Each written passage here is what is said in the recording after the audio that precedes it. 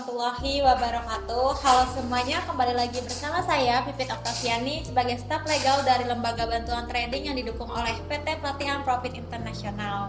Setelah Hari Raya Idul Fitri, kita sempat menyinggung beberapa afiliator atau mengenai robot trading serta pokoknya para artis influencer yang ikut mempromosikan platform yang ilegal.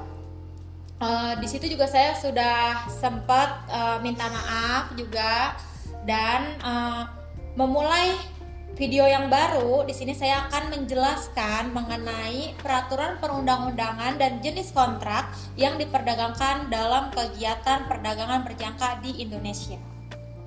Langsung aja ke materi.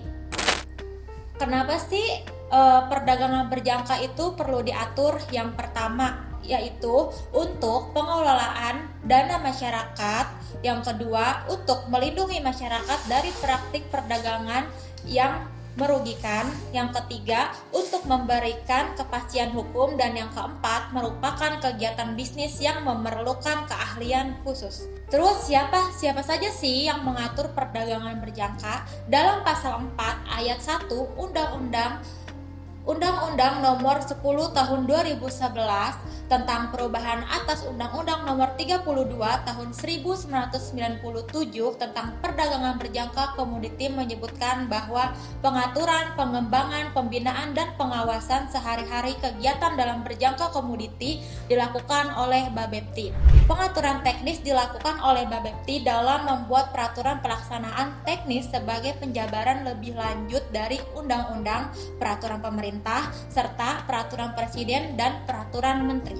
Bapepti memberikan petunjuk sesuai dengan perkembangan kegiatan sehari-hari di pasar agar kegiatan jual beli di pasar komoditi berdasarkan kontrak berjangka, kontrak derivatif syariah, dan atau kontrak derivatif lainnya di bursa berjangka ataupun kontrak derivatif lainnya dalam sistem perdagangan alternatif dapat terlaksana secara teratur, wajar, efisien, serta efektif dan transparan.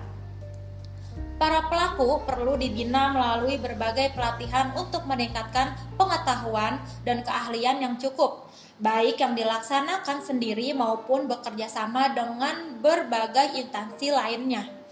Semua pelaku di pasar diharapkan telah lulus tes pengetahuan tentang komoditi berjangka untuk menjamin bahwa semua kegiatan yang dilaksanakan sesuai dengan peraturan perundang-undangan yang berlaku. Diperlukan pengawasan yang dilakukan setiap hari terhadap kegiatan di bursa berjangka ataupun dalam sistem perdagangan alternatif.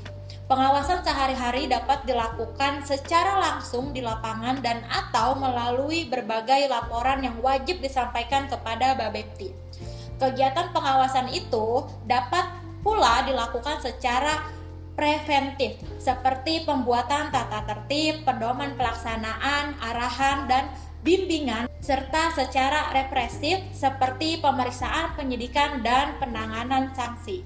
Terus, sistematika peraturan perundang-undangan di bidang berjangka komoditi itu yaitu ada 5 tahapannya. Yang paling atas itu ada undang-undang, terus yang kedua ada peraturan pemerintah, yang ketiga ada peraturan Menteri Perdagangan, yang keempat ada peraturan Kepala Bapepti, dan yang kelima ada peraturan tata tertib bursa berjangka dan lembaga clearing berjangka. Di dalam undang-undang yaitu ada Undang-Undang Republik Indonesia Nomor 10 Tahun 2011 tentang perubahan atas Undang-Undang Nomor 32 Tahun 1997 tentang perdagangan berjangka komoditi.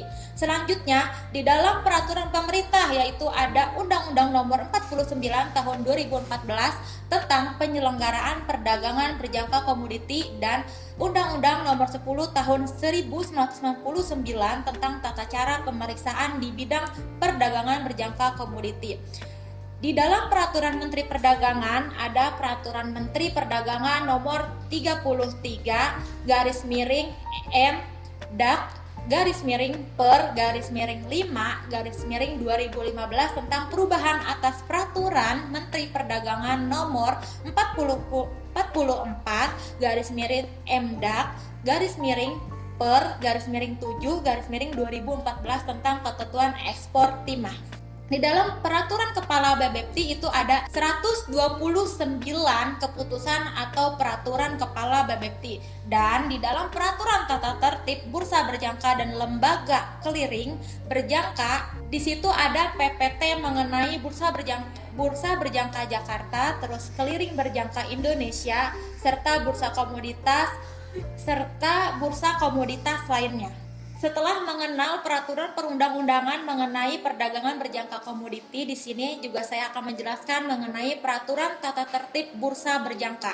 Sekurang-kurangnya memuat peraturan mengenai yang pertama keanggotaan, yang kedua pengelolaan bursa berjangka perdagangan, yang ketiga pedoman pelaku perdagangan, yang keempat praktik perdagangan, yang kelima pembentukan dan pengelolaan dana kompensasi dan dana jaminan, yang keenam penegakan peraturan, yang ketujuh peraturan dalam keadaan bahaya dan darurat, dan yang kedelapan mengenai definisi dan istilah yang digunakan dalam kegiatan bursa berjangka. Adapun peraturan tata tertib di dalam lembaga clearing berjangka sekurang-kurangnya memuat peraturan mengenai yang pertama kepengurusan lembaga clearing berjangka, yang kedua keanggotaan dan persyaratan anggota lembaga clearing berjangka, yang ketiga pembentukan dan penggunaan dana clearing, yang keempat prosedur clearing, yang kelima penyelesaian kontrak, yang keenam penerapan disiplin, dan yang ketujuh tindakan lembaga clearing berjangka dalam keadaan bahaya dan darurat. Oke, cukup sekian mengenai peraturan perundang-undangan yang berlaku di Indonesia mengenai perdagangan berjangka komoditi. Semoga bermanfaat. Kalau kalian suka dengan video ini, jangan lupa untuk di like, komen, dan subscribe ya. Terima kasih.